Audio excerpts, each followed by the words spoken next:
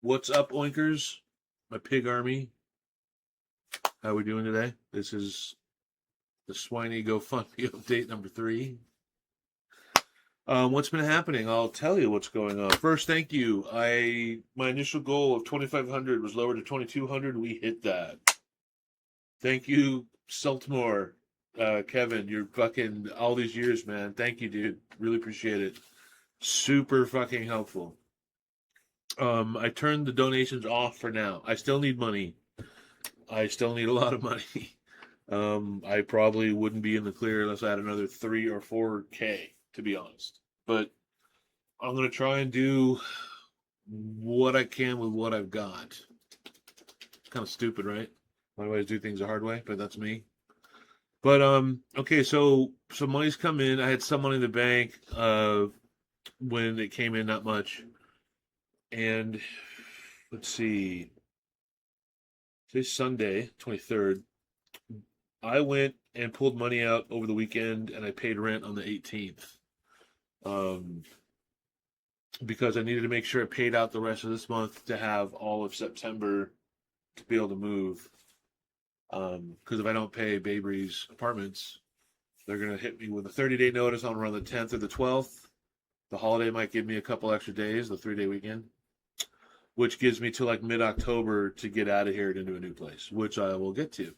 All right, so NevadaHand.org is a thing that is a subsidized set of properties for people that are low-income families or low-income, restricted income seniors. Some are 55 and over, some are 65 and over. There's one down the street from me called Annabelle Pines, and I sent an email to them. I filled out the little thing last Sunday, a week ago. And they got back to me with a phone call on Monday, and I missed it, saying, yeah, cool. You qualify, call us back, we'll take the next steps, whatever.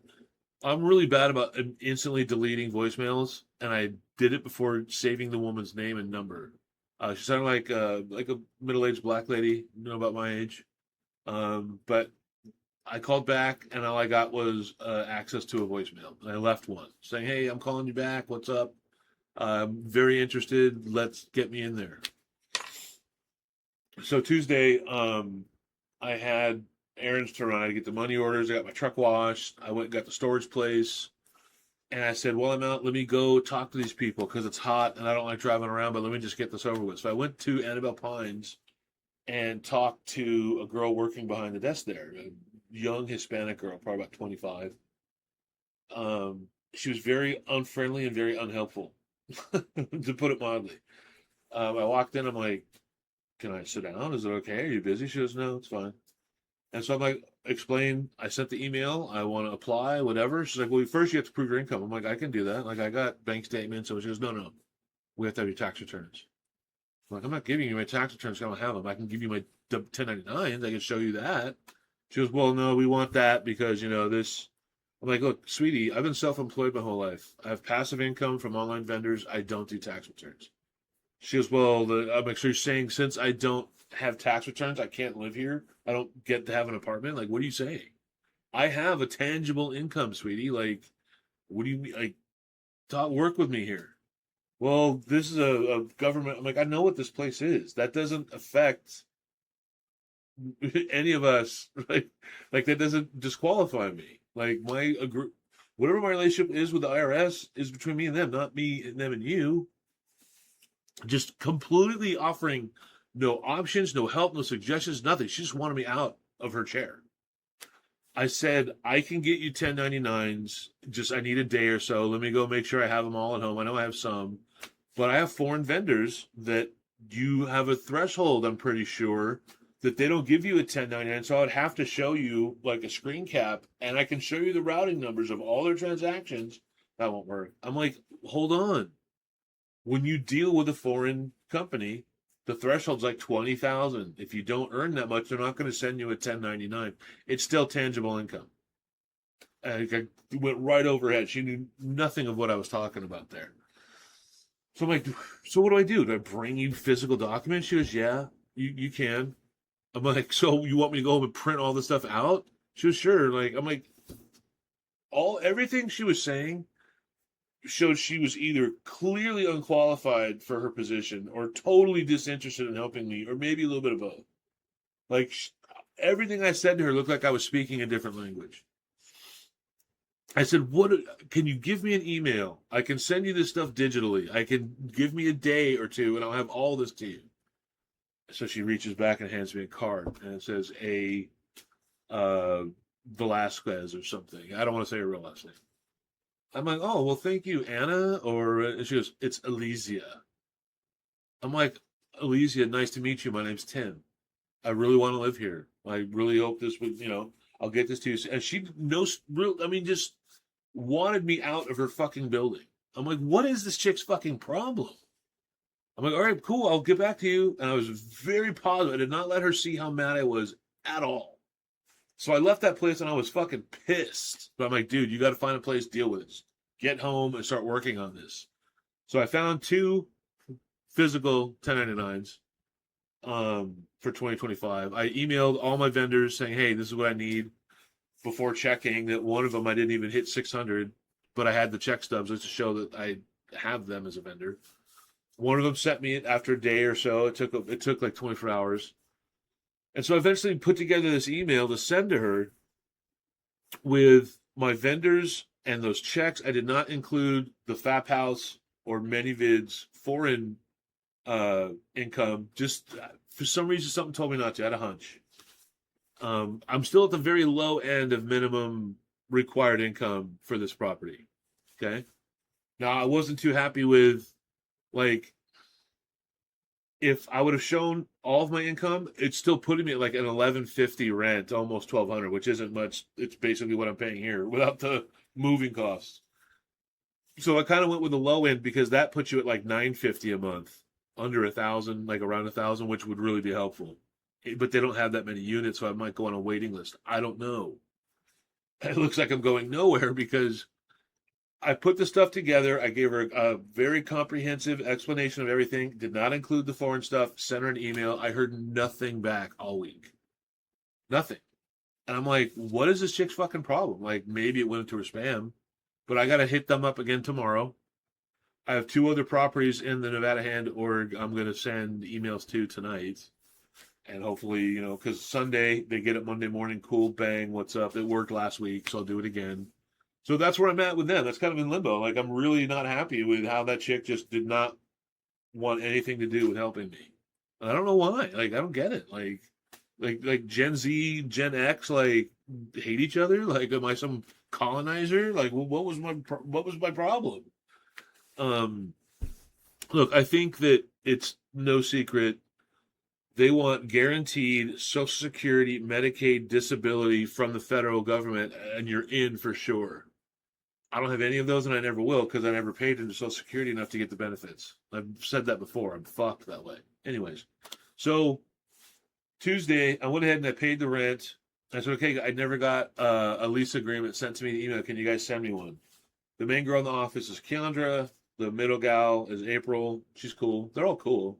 And I forget the gal that kind of sends out the leasing and takes the payments. No, they're all cool. They're all nice. It's their company that's kind of been shitty and not too honest with me. So I'm like, all right, cool. When can I have my lease? All right, well, we'll get it to you. So Wednesday, they called me and left a voicemail. Again, I was taking a nap or something. I do that when it's 150 outside every day, which it's been. And she's like, oh, hey, here you go. We have 11 months at $1,285 is what we're offering you. Like, yeah, okay. I can pay that, right? So I called. It was after the hours. So I had to call and leave them a voicemail. And I decided to, like, tell them, hey, you want $1,285 for this place. That doesn't count in the depreciation of 9 years. There's no way this is that the value isn't that to me. Now, if you throw me out and put new floors and new appliances and paint the place, yeah, probably get $1,300 for this place, $1,320. But that's not happening. Hopefully, whatever. I mean, I'm probably gonna have to move regardless because I can't pay $1,285 a month. Because when I'm late, you add an extra like $120. That's $1,400 now. I don't have that to pay. So I called, and it's the little AI service. Like, hi, this is your virtual assistant, Brooke. How can I help you? What would you like to, whatever. And so I'm like, all right, cool. I gave him a detailed explanation of, you offered me this. I would like to renegotiate due to the depreciation of my apartment over 9 years. Please have them call me back. And the AI thinks, so what you're asking, and they give you a detailed recap of what you asked. It was very accurate. I was completely blown away that it worked. I was like, wow, okay, cool, you got it. Yeah, please send it over. So I sent that message in, and I didn't hear back from him on Thursday. I'm like, okay, so I go in there Friday. I'm like, hey, I need Keandra. Oh, she doesn't come back until Monday. She's kind of out of town. I'm like, okay, I'm running out of time here. I'm like someone in a submarine running out of oxygen, you know? It's slowly tipping the wrong way and I'm gonna run out of air. So I don't know like what's happening. I just know that I've talked to people. I've sort of had a door slammed in my face. I've sort of had a very unfriendly offer like that I can't pay, et cetera, et cetera. So I'm still waiting. Like I said, I turned off the donations. I might have to turn them back on. We'll see. And it's cool if everyone's all tapped out and helping me. It's fine. You guys have done great. I've said before, my problems with it's not my self-esteem, my self-confidence and self-opinion are different. I look around at the relationships and friendships, both family, friends, whatever, business, and how I know part of aging out and getting older, things drop off and go away. I get that. But there's other foundational aspects of friendships and working relationships that have completely disintegrated and are no longer in my life. And it has a lot to do with me being me. And so I have to kind of take the blame, even if nothing was my fault, for not knowing how to just change. And I can't help it. If I have a principle to stand on, I stand on it, even if it does me wrong. And so that's why I pick on myself. 'Cause it's like, yeah, I must be a real problem because nobody likes me, and this proves it. So when I did the GoFundMe, I didn't think I was going to get anything, like $300 maybe, you know. But the fact that you guys shined way out and hit me to 22, I cannot thank you all enough. It really means a lot. It makes me realize that not everyone fucking hates my guts and wants me to fucking die early. I love you guys for that. I really hope that my years of trying to be as accessible as I can, and when I was creating my content, my porno, whatever, you all felt a part of it because I wanted you all to feel because you were. I tried to always think about everyone's personal experience with something I could only create a certain way because you have to do it in the moment, do it live. And it looks like that's all worked out all these years later, and you guys did get that from it. So thank you. I really appreciate you giving back and helping me. I'm nowhere near out of the woods, right? I still got to find a place and deal with whoever. I mean, what's the best case scenario? I don't know. I really don't. But that's what's happening. So that's update number 3. I'll have update number 4 probably at the end of the week, closer to the first, and hopefully it'll be good news. But you guys are fantastic. Thank you for all the donos. And shut off for now. If I need more money and I feel comfortable asking for it, I'll turn it back on. But right now, thank you. I've said that 5,000 times, and I should probably say it 5,000 more because I mean it from the bottom of my porky old heart here. But right on, everyone. Thank you. I'll be back soon. The search continues. Let's rock and roll. And Nobody Cares will be happening in a week or so. I got all the stuff happening, but I want to get one recorded. I know I keep saying that, but I mean it. Okay, I'm out of here. I got to let this roll. So my editing program is going to cut off the end. See you next time.